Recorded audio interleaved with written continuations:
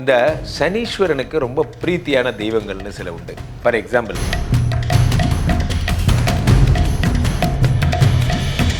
சாஸ்தா பிரம்மச்சாரி. அவர் இதுக்கும் மேல ஒருபடி மேல நைஷ்டிக பிரம்மச்சாரி. நைஷ்டிக பிரம்மச்சாரினா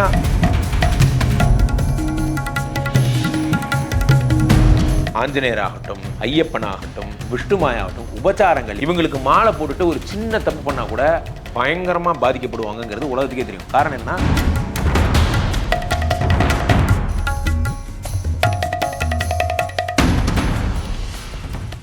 இந்த கிரகங்களால் வர பாதிப்பை இது பண்ணுறதுக்காக பரிகாரம் இது நிறைய கோயில்களை சொல்கிறாங்க. ஆனால் பர்டிகுலராக விஷ்ணுமாயாவையும் ஐயப்பனையும் வழிபட்டால் நிறைய தோஷங்கள் நிவர்த்தி ஆகும்னு சொல்கிறாங்களே, அது எந்த அளவுக்கு சார் உண்மை? எந்த ராசிக்காரர்கள் இவங்களை வணங்கணும்? இது ராசிக்காரர்கள்னு கிடையாது. உண்மை என்னென்னா, விஷ்ணுமாயாவோ ஐயப்பனோ இந்த சனீஸ்வரனுக்கு ரொம்ப பிரீத்தியான தெய்வங்கள்னு சில உண்டு. ஃபார் எக்ஸாம்பிள், சின்ன பசங்களில் ஒரு கதை கேட்டிருப்பீங்க. சனி பிள்ளையார்கிட்ட போய் பிடிக்க போனாராம். அப்போ பிள்ளையார் என்ன பண்ணாராம், இன்று போய் நாளை வான்னு போர்டு போட்டிருந்தாராம். அப்போ டெய்லி அதை படிச்சுட்டு சனி திரும்பி போவாராம். அந்த மாதிரி சனிக்கு ரொம்ப பிடிச்சது பிரம்மச்சரிய கடவுள்களுக்கு ஒரு வேல்யூ இருக்குது. சனி ரொம்ப ரெஸ்பெக்ட் பண்ணுவார் பிரம்மச்சரிய கடவுள்களை. அது ஏன் அப்படின்னா, அவருக்கு ஒரு தபஸாக அது ஒரு பிரதிஜையாக ஏற்றுண்டு பண்ணுறாங்க. அதனால் ஆஞ்சநேயர் மேலே சனிக்கு ரொம்ப பயம். காரணம் என்னென்னா, அவர் அந்த பிரம்மச்சரிய மகாபாரதத்திலே பீஷ்மருக்கு ரொம்ப வேல்யூ. காரணம் என்னென்னா, அவர் பிரம்மச்சரியமாக.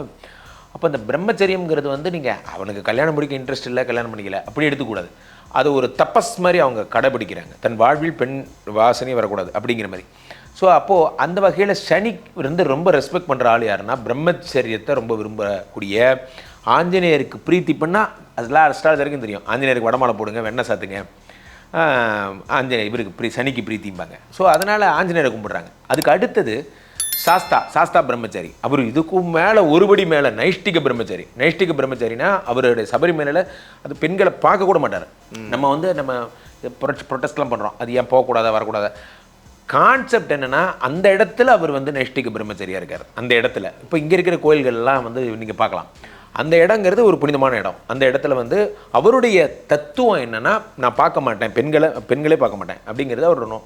அப்போ சனிக்கு பிரீத்தி பண்ணுறவங்க ஆஞ்சநேயரை கும்பிடும்பொழுது, ஐயப்பனை கும்பிடும்பொழுது சனிக்கு பிரீத்தி. வருஷம் நம்ம சனியினுடைய பாதிப்புலேருந்து விடுபடத்தான் ஐயப்பனுக்கு மாலை போடவே ஆரம்பித்தாங்க. இந்த கான்செப்டே ஆரம்பிச்சது. இப்போ நல்லா கவனிச்சிங்கன்னா, ஐயப்பனுக்கு பிளாக் கலர் ட்ரெஸ் தான் போட்டுக்கிறாங்க இடுப்பில்.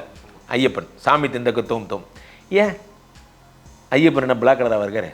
ஐயப்பனுக்கும் பிளாக்குக்கு என்ன சம்பந்தம் என்றால், அது அது அது அதுபடி சாஸ்தா என்பது சாத்தான் என்றானதுன்னு இன்னும் நிறையா போகலாம். அதுதான் சாத்தப்பன்லாம் போகலாம். ஓகே, சாஸ்தாங்கிறது தான் சாத்தன்னு மாறிச்சு. சாஸ்தா அப்படிங்கிறது சாத்தன்னு மாறிச்சு.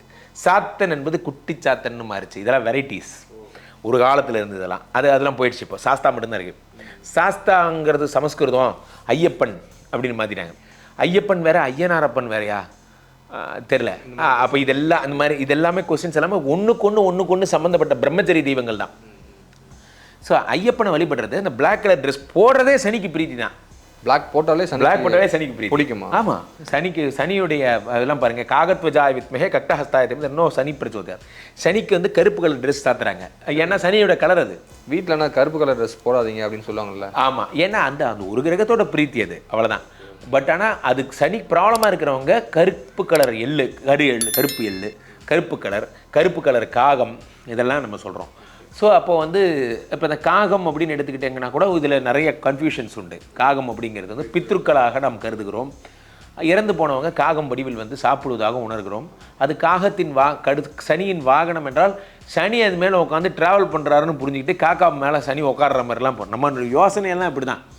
அது அவருடைய வாகனம் என்றால் என்னென்னா, அது அவருடைய ரெப்ரசன்டேஷன், அவருடைய கான்செப்டை ரெப்ரசன்ட் பண்ணுதுன்னு அர்த்தம், அவ்வளோதான்.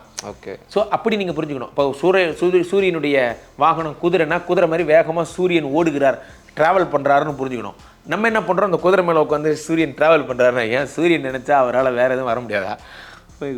பிள்ளையார் எடுத்துக்க, அது இருக்கிறதுலே குடும்பம் தான். பிள்ளையார் எலியோட நம்ம சம்மந்தப்படுத்துறது. ஏன் எலியோட சம்மந்தப்படுத்துகிறாங்க அப்படின்னா, எலியை விட அவர் ஏன் அப்படி ஆகிக்கிட்டாருன்னா, அது ஒரு பெரிய தாத்பரியம் என்னன்னா, இவ்வளோ பெரிய டான் பிள்ளையார் ஒரு எலியை விட எளிமையானவர். மிருகங்களில் ஒரு சிங்கத்துக்கு ஆசைப்படலை. பிள்ளையார் என்ன ரெப்ரசன்ட் பண்ணுறாருன்னா, என்ன வேணால் ஒரு எலி மாதிரி நினச்சிக்கோ, எனக்கு என்ன தெரியும், இவ்வளோ பெரிய பண்டிதர்கள்லாம் இருக்கீங்க, நான் ஒரு எலி அப்படிங்கிறது பிள்ளையார் தன்னை எளிமைப்படுத்திப்பார். அது அவரோட ஸ்டைல். பிள்ளையாருக்கு தான் ஒரு சின்ன ஒரு மஞ்சள் பிள்ளையார் பிடிச்சா போதும், ஏன்னா அவரோட ஸ்டைல். அவருக்கு பிரபகண்டாலாம் பிடிக்காது. அதனால் எலின்னு சொன்னால் எலி மேலேயே பிள்ளையாரை உட்கார வச்சு எலி ட்ராவல் பண்ணுதுன்னு நம்ம சொல்லிக்கிறோம். இது நம்மளுடைய அறியாமை, அவ்வளோதான். ஸோ அப்போ நான் என்ன சொல்ல வரேன்னா, அப்போ சனியை கும்பிடுற மாதிரி தான் விஷ்ணு மாயாவை கும்பிடுறவங்க யாருன்னா, அவருக்கும் இதே பிளாக் தான், பிளாக் கான்செப்ட். விஷ்ணு மாயம் சனியோட சொரூபம், சனியோட சொரூபம். விஷ்ணு மாயாங்கிறது சனி, சாட்சாத் சனி. ஏன்னா சனிங்கிறது ஒரு லோகோ, அதை புரிஞ்சுக்கோங்க. சனிங்கிறது ஒரு டேர்ம். அது என்ன அப்படின்னா, அது அந்த சனியுடைய ரெப்ரசன்டேஷனாக சொல்லப்படுற ஆஞ்சநேயராகட்டும், ஐயப்பனாகட்டும், விஷ்ணுமாயாகட்டும், உபச்சாரங்கள், இவங்களுக்கு மாலை போட்டுட்டு ஒரு சின்ன தப்பு பண்ணால் கூட பயங்கரமாக பாதிக்கப்படுவாங்கங்கிறது உலகத்துக்கே தெரியும். காரணம் என்னென்னா, மோஸ்ட் வைப்ரண்ட் காட்ஸ் இவங்கெல்லாம். சபரிமலைக்கு மாலை போடுறாங்கன்னா சுத்தபத்தமாக இருக்கணும். காரணம் என்னென்னா, அவர் ரொம்ப பயம், அவர் மேலே பயம், ஐயப்பன் தண்டிச்சிருவார். ஏன்னா Ayyappan is most vibrant. Because சனியோட ஸ்வரூபம், நேர்மையின் ஸ்வரூபம், உண்மையின் ஸ்வரூபம். அன்னதான பிரபு யார்? ஐயப்பன். அன்னதான பிரபு யார்? விஷ்ணுமாயா. இவங்கள்லாம் அன்னதானத்தில் ரொம்ப இன்ட்ரெஸ்டட். காரணம் என்னென்னா, ஏழைகள் சாப்பிடணும், அவ்வளோதான் அவங்க கவலை. பந்தல ராஜா சொல்லி வச்சதில் அந்த அந்த இதில் இருக்குது பாருங்கள், அந்த கேரளா காடுகளுக்கெல்லாம் ஒரு ஐயப்பன் ஹெட்டுனா, கூலி வாகன சம்மந்தப்பட்ட இந்த காடுகளுக்கெல்லாம் இவர் ஹெட்டு. இவங்கள்லாம் அந்த எளிய மக்களை பார்க்குறவங்க இவங்களுக்கு. அதனால் கிரகங்களில் சனிக்கு பிரீதி பண்ணுறணும்னு நினைக்கிறவங்க விஷ்ணு மாயாவுக்கு பண்ணால் போதும், சனிக்கு பிரீதி பண்ண. இப்போ விஷ்ணு மாயா வழிபட்டாலே சனி தோஷம் போயிடும் உங்களுக்கு. நிச்சயம் வழி, நிச்சயம் போயிடும், நிச்சயம் வழி. சனி விஷ்ணு மாயாவை கும்பிட்டா சனி சாந்தமாயிடுவார். அவருடைய பக்தர் என்பதால் சனி ஒன்றும் பண்ண மாட்டார். இதில் நல்லா யோசிச்சு பார்க்கணும். விஷ்ணு மாயாவோடைய சனிக்கு பிரீத்தி என்று சொல்லக்கூடிய யார்? ஆஞ்சநேயராகட்டும், ஐயப்பன் ஆகட்டும், விஷ்ணு மாயாவட்டும், இவர்கள்லாம் யாரோட பக்தர்கள்? பெருமாளோட சொரூபங்கள். திரும்ப அங்கே போகுது. கொஞ்சம் கனெக்ட் பண்ணுங்க. யார்? ஆஞ்சநேயர் என்ன பண்ணுறாரு? ராமருடைய சேவகன். ஆமாம். சரி வாங்க. ஐயப்பன் யார்? ஐயப்பன்கிறது விஷ்ணு மாதிரியே நாமம் போட்டிருப்பார். அவர் ஏன் பட்ட போடல? இவர்களாம் வைணவத்தை முன்மொழிபவர்கள். இந்த பக்கம் வாங்க, விஷ்ணு மாயா நாமம் போட்டிருக்கார், வைணவத்தை முன்மொழிகிறார். ஏன்? பெருமாளோட ரெப்ரசன்டேஷன்ஸ், பெருமாளோட சொரூபத்தை தாங்கியவர்கள். அதனால் சிவனுக்கு விஷ்ணு மாயாங்க சம்மந்தம் இல்லை. நீங்கள் கேட்ட ஃபஸ்ட்டு கொஸ்டினுக்கு நான் இப்போ வரேன். ஸோ அப்போ இவர்கள் சனிக்கு பிரீத்தி. சனி ஏன்னா பெருமாளுக்கு ரொம்ப பிரீத்தி உடையவர். பெருமாள் பேர் சொன்னால் சனி. அதனால தான் புரட்டாசி மாத சனிக்கிழமை நீங்கள் விரதம் இருந்தால் சனிக்கு பிரீத்தி. ஏன்னா புரட்டாசி மாத சனிக்கிழமை பெருமாளுக்கு பிரீத்தி. Okay okay. பெருமாளுடைய நாளாகப்பட்ட சனிக்கிழமை நீங்கள் வணங்கினா பாலாஜி ஹாப்பி, ஸோ சனி ஹாப்பின்னு ஒரு கான்செப்ட் வந்துச்சு. சனி பெருமாளுக்கு மட்டும்தான் கட்டுப்படுவார், சிவனுக்கு கட்டுப்பட மாட்டார். அப்போ சனீஸ்வரன் பேர் வாங்கியிருக்காரு, ஈஸ்வர பட்டம் வாங்கியிருக்காரு. அவர் சனைச்சரன். சனைச்சரன் அப்படின்னா என்னென்னா, அதுதான் ஒரு பேர். அவரை சனீஸ்வரன் ஆக்கி ஈஸ்வர பட்டம். சரி ஓகே, நான் ஒன்றும் சொல்ல விரும்பலை. பட் ஆனால் சனீஸ்வரன் ஆக்கிடுச்சு மீடியா. அவர் சனீஸ்வரனே இருக்கட்டும். பட் ஆனால் என்னென்னா, சிவன் எல்லாருக்கும் காட். ஆனால் பெருமாளுக்கு ரசிகர் கூட்டம் அதிகம். ரஜினி கமல் மாதிரி தான். அப்போ அந்த மாதிரி தான் ரஜினி சூப்பர் ஸ்டார், அவருக்கு நிறைய பேர் கூட்டம் அதிகம். கமலஹாசன் கலை சம்மந்தப்பட்டதில் ஒரு பெரிய ஆள். அந்த மாதிரி சிவன் ஞானத்தில் பெரிய ஆள், கூட்டம் கம்மி. விஷ்ணுவுக்கு கூட்டம் அதிகம், ரசிகர்கள் அதிகம். ஏன்னா அவர் கூட தான் லக்ஷ்மி இருக்கா. நம்ம ஆளுங்களுக்கு பணம் வேணும், அதனால் லக்ஷ்மி இருக்கிற டிபார்ட்மெண்ட்ஸ் எல்லாம்.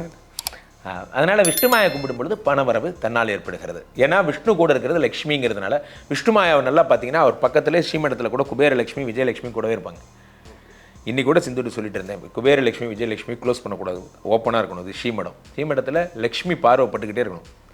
அதனால் விஷ்ணு மாயாவுக்கு அவர் இப்படி பார்ப்பார், குபேரலட்சுமி கேட்டால் கொடு அப்படின்னு கேட்டோன்னே கொடுத்துருவார் லக்ஷ்மி. ஆனால் சிவன் பணத்துக்கு அவருக்கு சம்மந்தமே கிடையாது. அப்போ விஷ்ணு மாயா வழிபடுறவங்களுக்கு எந்த பிரச்சனையும் கிடையாது, எந்த தோஷமும் கிடையாது. இவர்கிட்ட கிரகங்கள் எல்லாம் அடங்கிவிடும். Okay sir. சார் ஃபைனலாக நம்மளுடைய பக்தி இன்ஃபோ நேயர்களுக்காக அவங்களுடைய கஷ்டங்கள் போக்குற மாதிரி உங்களுக்கு என்ன பிரச்சனைகளான பக்தி இன்ஃபோ நேயர்களுக்கெல்லாம் வணக்கம். ஸ்ரீமடத்திற்கு வாங்க, ஒன்றும் நான் இருப்பேன் இல்லை சிந்துருப்பா. அவங்கள்ட்ட நீங்கள் என்ன பிரச்சனைகளோ கமிட் ஆகிக்கோங்க. எங்கள் கூட 48 நாள் ஹோமத்தில் இருங்க. விஷ்ணுமாயாவுக்கான பூஜைகள்லாம் இங்கே நடக்கும், ஹோமங்கள் நடக்கும். ரொம்ப நியமனிஷ்டமாக 48 நாள் 48 ஹோமம் பண்ணுற ஒரே ஆள் நாங்கள் தான். அதனால் பெரிய பெரிய கோயில்களில் கூட இப்படி பண்ணுறது கிடையாது. அதனால் ரொம்ப எங்களை வருத்திக்கிட்டு எங்களை தேய்த்து இதை செய்கிறோம். அது எதுக்காகன்னா, விஷ்ணுமாயாவின் புகழ் ஸ்ரீமடம் உலகமெங்கும் வருகிறது. மலேசியாவில் இப்போ பெனாங்கில் வருகிறது, அடுத்து சிங்கப்பூர், தொடர்ந்து ஸ்ரீமடத்தின் பயணம் ஒரு அஸ்வமேத குதிரை போல் உலகத்தை வென்று வர கிளம்பி இருக்கிறது. ஸ்ரீ ராமச்சந்திரமூர்த்தியினுடைய அஸ்வமேத குதிரைன்னு வச்சுக்கிங்களேன். ஸோ அவ்வகையில் இந்த அஸ்வமேத குதிரை வெற்றி பெற வேண்டும். நீங்கள் ஸ்ரீமடத்துக்கு வரணும், உங்களால் முடிஞ்சதை ஹெல்ப் பண்ணணும். விஷ்ணுமாயா கோயில் தமிழ்நாட்டுக்கு வர்றதுக்கு எங்களால் முடிஞ்சதை நாங்கள் செய்யிட்டோம். In terms of quality we are doing good job. நீங்கள் உங்களோட அப்ரிஷியேஷன்ஸோ உங்களோட சப்போர்ட்டும் இருந்தால் இன்னும் நிறையா பெருசாக பண்ணலாம். ஒரு முறை தான் வாங்கலேன், ஸ்ரீமடத்துக்கு வந்து பாருங்கள், உங்கள் வாழ்க்கை மாறும். நான் எழுதி தரேன், உங்களோட பிரச்சனைகள் சரியாகும். ஓகே சார், நன்றி. நன்றி.